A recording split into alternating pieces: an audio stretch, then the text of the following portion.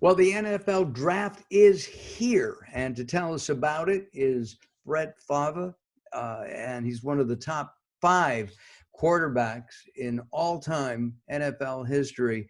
Brett, thanks for joining us today. We appreciate it. Yeah, thanks for what else do I have to do? No offense, but thanks for having me on.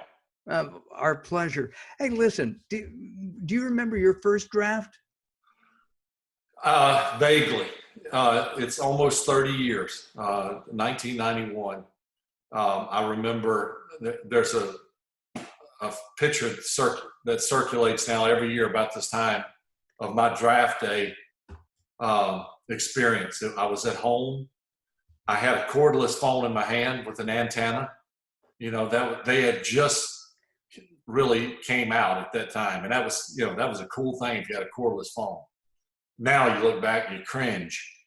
But I do remember the anticipation, waiting for my name to be called and getting that phone call from the team that drafted me. It can be a long way. Was it for you? Well, I was drafted in the second round. That's relatively early, but after about the first 5 picks, they start going really slow.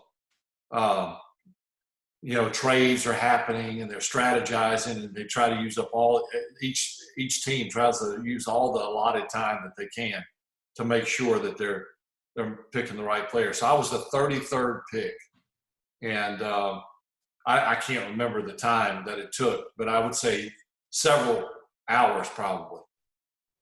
Agonizing. I can imagine. You haven't played in what, 10 years or so? 10 years.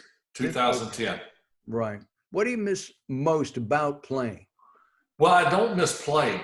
I get that question a lot. Do you wish you could go back and play? The answer is no. I do miss, let me back up. I don't miss the stress of being good and the preparation that it takes to be good day in and day out. I wanted to be the best. And it's like I tell my daughter, who's a college volleyball player, if you want to be the best, it's not fun, because you have to put the work in and you have to endure some things that others don't want to endure. And so I had gotten to a point where I had just had enough, to be honest with you. And not so much the physical, even though the physical had started taking its toll, man, as you would expect in 20 years. But I miss the guys. I miss the chemistry. Lack of a better term, it was a fraternity. And you spent most of your time during your career as a football player with the players. And you went home to your family, but all day you were with your teammates. And I miss that. This draft is going to be a little bit different than any draft ever before. Correct. What do you think is the main difference? Well, honestly, it's not going to be a whole lot different than my draft 30 years ago. It's going to be a lot different from recent drafts in which they've made it, in some respects, like the Super Bowl. They have it, they bid it out to a particular city. I think Nashville was last year. This year was Vegas. It's been in New York. I think Chicago. And every year it's gotten bigger and more of a spectacle. This is going to be kind of a throwback draft. Obviously social media and things like that are going to make it not as similar to my time. Cordless phones are not going to be brought back in for this, I can assure you. But it's going to be, there's not going to be the big spectacle and the dog and pony show that they have grown it into in recent years. Any predictions? Any thoughts on any favorite players? Anything like that? Well, I think the sure bet, and I don't guess anything is 100%, but this is about as close to it as possible. I think Joe Burrow from LSU will be the first pick to Cincinnati. And I think that's a good fit for both he and Cincinnati. Got it. We'll make a note on that, and we'll come back and maybe talk about that. Yeah. You think the season starting supposedly in September, Yeah, Mark, I don't think it's going to start. I really don't. I'm not playing, Mr. Debbie Downer here. I just think until they have a cure or the vaccine or a solution other than what we have right now, because obviously social distancing and washing your hands and things like that are helping, but it's not really stopped the spread. It's slowed the spread. And the last thing you want to do is have any gatherings any more than what's taking place now. And who knows what's taking place now? But it's obviously, if tomorrow we wake up and they said not one new case was registered in the last 24 hours, now we have a chance. But it's interesting. I spoke to my doctor today, and he's tested 5 people for it, and he has thousands of patients. And I'm just outside of Los Angeles, and none of them tested positive. Everybody's fine now. And even the local hospitals have beds. And in fact, the major hospital near me apparently only had 15 people in the whole hospital. And how are you going to run a hospital with 15 patients? Well, they probably have 300 beds. yeah, It's going to be a big mess at one point or another. Let's talk about concussions, because it's a big part of football. It's a big part of any contact sport. And I guess you've been quoted as saying you've been diagnosed with 10 concussions, but you think you might have had more? Oh, absolutely. Absolutely.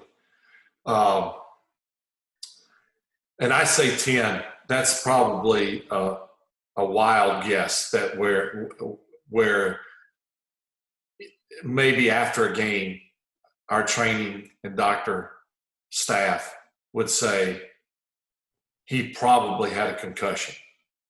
That happened more than I can count.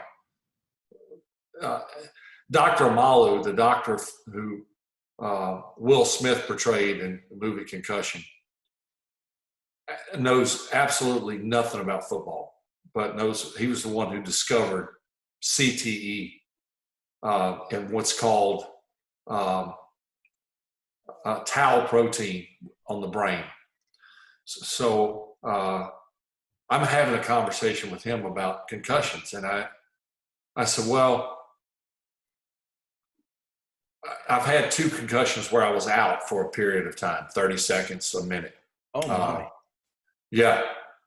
Surprisingly, that's it. After 20 years and 4 years in college and 2 years in high school, you would think there would have been more than 2.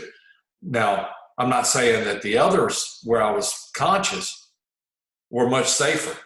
And that's where now we realize, based on Dr. Amalu and others who have really dug a little bit deeper, a mild concussion by no means gives you freedom to go back out on the field, because brain swelling, no matter how big or how small, is not good.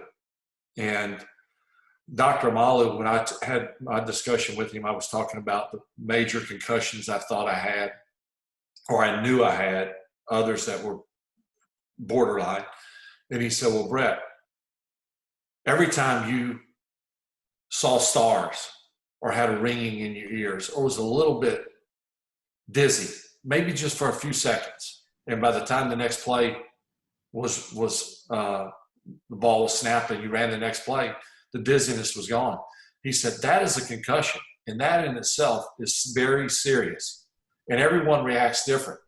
One person may have 10 major concussions, show no signs whatsoever, when another person slips and falls, has a mild concussion, and has all kinds of problems for the rest of their life.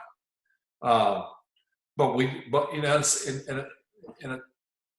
along with those things I said, Lou Gehrig's disease, and I don't want to sound like a medical professional, but they know very little about Lou Gehrig's disease other than it's a death sentence. Some live a little bit longer than others. But one of the things that they do know about Lou Gehrig's disease is that brain trauma, concussions, is a contributing factor. It doesn't mean if you've had concussions, you're going to have Lou Gehrig's, but it ups the percentage of you getting it. And Muhammad Ali, didn't he have Lou Gehrig's? But he had Parkinson's. He had Parkinson's, which is another possible link. There's no doubt that he had that from boxing. It's most retired boxers, and in some cases still active boxers, their speech is blurred, usually very badly. So, you know, it's a serious issue, and I think that has come to the forefront of everyone's conclusion, whether you're a fan or not. You know now that concussions are very serious. And what I think a lot of people don't know, and we didn't know when you were playing 30 years ago, and when you started to play 30 years ago, that concussions today can cause serious problems later on in life. Yeah, can kill you. Junior Seau, one of the greatest players ever, San Diego Charger linebacker for many, many years. I knew him, played against him. We played together in Pro Bowls. I got a chance. That guy loved life. He was high on life and loved football, and he kills himself. And there's other examples, but it just tells you what these concussions are doing to people. My teammate, when I was in Atlanta, I played in Atlanta my first year. I did not play. I wasn't a starter. I was a backup quarterback. The starting quarterback in 1991 for the Atlanta Falcons was a guy named Chris Miller, a University of Oregon standout. Good guy. His career was cut short because of concussions. And at one time, he was having to carry his name and number or his wife's name and number, Jenny, in his pocket in case he lost his memory. And he could refer to that piece of paper. Oh. Now, you know, again, at that time, even major concussions, you were more apt to go back in a game as soon as the fog cleared. Maybe 3 plays, maybe a quarter, maybe a half, but you would go back in a game, and that is a definite no-no today. You have grandkids. 3 boys. 3 boys. 3 boys. You told me when we were talking yesterday that you'd rather, you know, if you had your way, you wouldn't want them to play. Correct. Football. Or would that be any contact sport, high contact sport? Absolutely. Absolutely. Golf is much better. How's your game? My game sucks. It was good at one time, and I got the yips, chipping, not putting. Best part about my game was my short game. Yeah, the short game is it, isn't it? And one day, I just chili dipped one for no apparent reason, laughed it off, and 15 years later, I pick up a club and I still do the same exact thing. So amazing. It's not worth my time. Maybe your grandkids will pick it up and show you. I would love to caddy for those guys. Yeah. You know, some people have said to me, I can't believe you would not want your grandkids to play football after all you've done. Well, there's two things that you have to think about. What are the odds of them having the success that I had and living up to the expectations that's going to be placed upon them? Not that I would place on them. That others, oh, you're not as good as your grandpa. I don't want them to have to suffer through that. Secondly, and probably more importantly, I know how serious football can be from an injury standpoint. Number one on that list is concussions. You can come back from a broken leg or a bruised disc or a torn ACL. I don't want you to have to, but you can come back from that. And whether you choose to play or not, that's up to you. But the concussions, what we know is not good. And they're going to have a concussion. They're going to have a concussion whether they play football or not. That's just life. And I'm assuming that the reason that you don't want them to play is because of the concussions. And correct. You've made a fairly recent, in the last few years, discovery about a company called Prevacus, and correct. They have a new product called Preval Pro that is designed as a prophylactic to help prevent long-term injury from concussions. Can you tell us about that? Yeah, so about 7 or 8 years ago, I was asked through a mutual friend to come to a meeting here in Hattiesburg where I live. And I was going to meet a guy who was at the time the neuroscience, he was the dean of the neuroscience department at Florida State. I couldn't tell you what that means. I was absent that day of school, but I know it's a pretty smart department. And the guy who was the dean is a guy named Jake Van Landingham.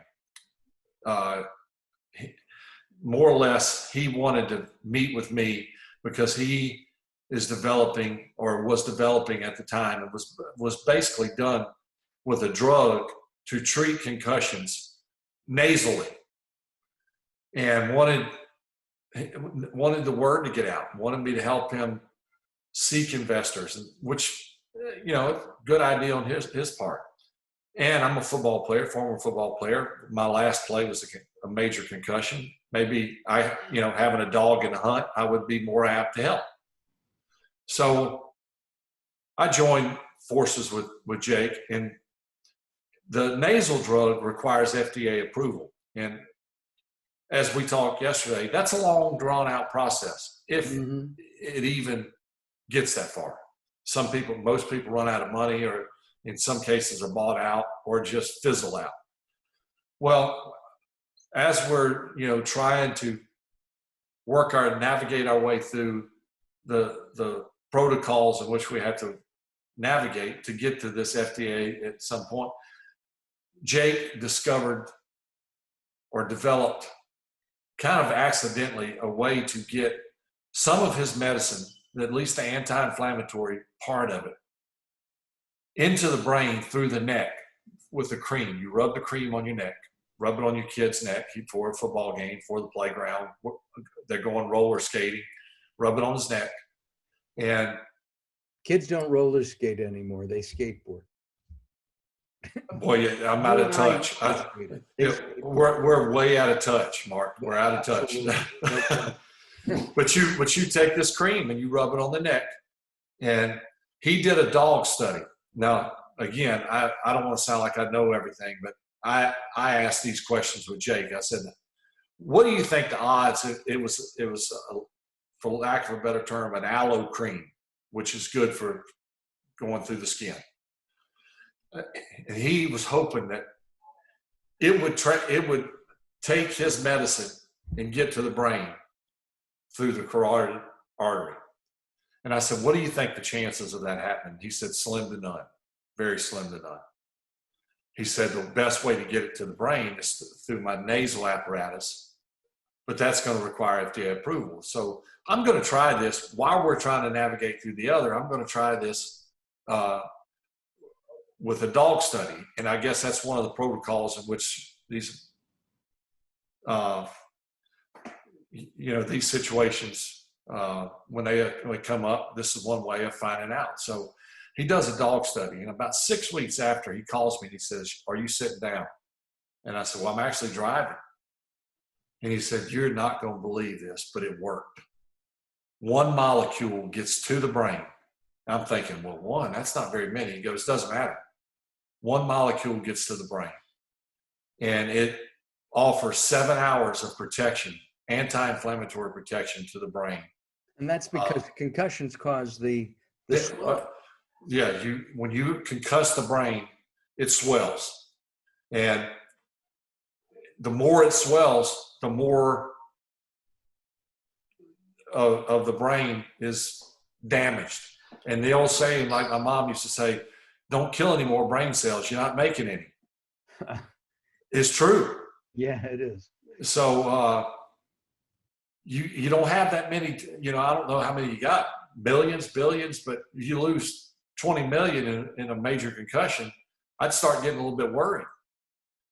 So if you got something that's offering anti-inflammatory protection, and I asked Jake, I said, will it prevent a concussion? He said, "Hard to tell, but it may reduce a major concussion to a mild concussion. Very, very likely. And a mild concussion may not result in any swelling in the brain because of this anti-inflammatory." So really, it's an incredible product that, I'm thinking people will be gung-ho about it. It's not the best timing because no one's playing anything. Yeah, right. But you're not allowed to be on the beach or parks. Right. We will come out of this. And when we do, I mean, I can think of 3 or 4 sports, and I'm sure you can add to them. I mean, where I live, there's a basketball court. They play soccer, which, professional soccer can be pretty tough. You've got, as they said, basketball, and then football, skateboarding, and there are just so many different activities. Absolutely. Right? Yeah, boxing, NASCAR, or racing in general, military, playgrounds, having it in school. Maybe schools don't adopt it right away, but parents do. And parent says, "Look, before you send my kid out to the playground, make sure you rub this cream on his neck." And, why not? It couldn't hurt. It's all natural too. Tell us about all natural. Some of the ingredients I can't pronounce. Again, I was absent that day of school. Got it. But nothing's banned. I went to pronouncing school and I have trouble. So well, good. I feel much better, Mark. But it's all natural. Nothing's banned. Again, it's not FDA. It doesn't require FDA approval. But you do have to do studies or tests to make sure that it's safe. And a study was done with the youth football program in the Dallas area to make sure, not necessarily that it worked, but that there was no reaction, not a rash, allergic, anything like, and that all passed. Wow. You believe in it so much that you actually invested with Jake into the company, into Prevacus. Yeah, I've invested total about $1 million, give or take, and may it actually be more, but we've been together a long time, and some of that was for Prevacus. Mm-hmm. And then when this arose 8 months ago or whatever, I gave more money, and I'm all in, and I believe in Jake before I believe in the product, and I don't mean that in a negative way. I believe that he is committed to helping people with brain injuries, and he's a smart guy. He is. I've talked to him. He's a very. Oh, have you? He's terrific. I'm curious about something though. The NFL, are they supporting players? They're not saying anything. They're not, and I have a good relationship with Commissioner Goodell and players and coaches and GMs across the league. They know there's a major problem with concussions for active players and for retired players. The problem may be worse with retired players seeking judgments. The problem with present players is they're retiring early when they wise up and say, I've had 3 concussions. I'd like to enjoy the money that I realize I have rather than not even know what's in my pocket. But they're not, in a perfect world, they try this product in preseason as a trial basis. See if there's a reduction in concussions. See if the symptoms are reduced to a milder symptom. Why not? But we're not getting much traction there. Got it. We just have a couple of moments left. Somebody told me that you ride about 100 miles a day? No, I ride about 125 miles a week. I try to. A week. Okay. Yeah. That sounds better. Yeah. Well, first of all, if you'd have told me the day I retired that I was going to ride a bike for a mile at any time, I'd have said, you're crazy. Why in the hell would I do that? Well, now I'm riding it's kind of raining here right now. So I rode on my trainer indoors. I rode an hour ride. Yesterday, I rode a 22-mile ride outside. And, it helps keep me in shape. Keeps me. You think you're in better shape now than when you were playing? Well, people ask me that. Yes, I am, but I'm not not to play football.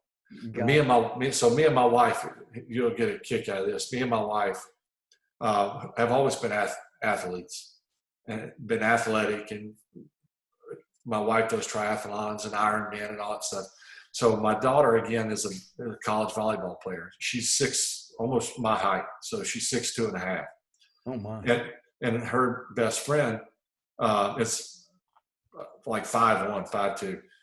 So there's nothing we can do really. And her friend is living with us during this coronavirus deal, because her mom and dad are working like day in and day out in the front line. So she's staying with us. And so I said, let's go play a volleyball match. So they were like, yeah, okay. They kind of rolled their eyes like, gee, that sounds like fun. So we take them on, me and my wife, and we got absolutely killed. And before we even played the first point, I kind of hurt my hip flexor just warming up. And, it was a humbling and aha moment. Like, you just can't jump out. I mean, I can go ride a bike without stretching and ride 30 miles, 40 miles and not miss a beat. But you ask me to go side to side, quick reaction, or jump without stretching, trouble is going to follow right behind it. Got it. And that's a warning for all you weekend athletes out there too. If somebody's interested in Preval Pro, it is available right now. It's on the market. Yep. And the URL, which we've had up for part of our conversation together, is www.prevpro.com. That's PreVPro.com. And it is available right now. And you would recommend it to anybody who's involved in contact sports? Any reason to think that you may have a concussion, or a family member or friend may have a concussion, or just to have around the house. Maybe you have a kid who's prone to hitting his head a bunch. I definitely would get it. That would have been me. That would have been me. But you turned out all right, Mark. Thanks a lot, Brett. We'll do this again. I really appreciate your time. Yeah.